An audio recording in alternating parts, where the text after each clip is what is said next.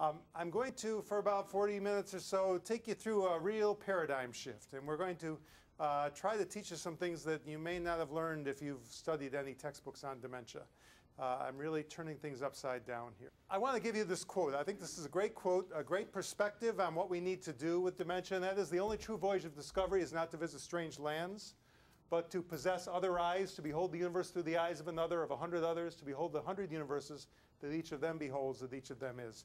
This really is the essence of the model, is looking at an old illness with a whole new set of eyes. So what's wrong? Why change things? Well, first of all, our current model of care is inadequate. And to demonstrate this, I have a motorcycle here with a very crude GPS. If you were trying to find Atwood Hall, I think you'd have a little trouble with this.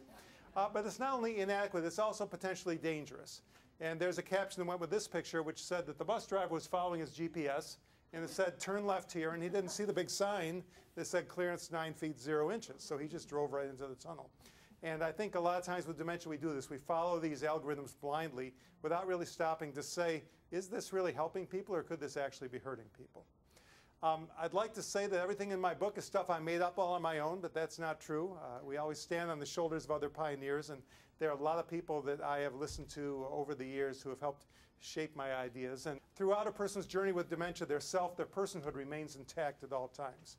He also said that the interpersonal environment has striking effects, either pro or con, depending on the environment, on a person's well-being and their capabilities.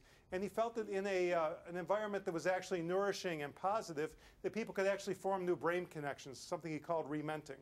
Kind of met with a lot of ridicule from the medical profession 13 years ago, because we all learned in medical school that brain cells don't regenerate. You know, when it's gone, it's gone.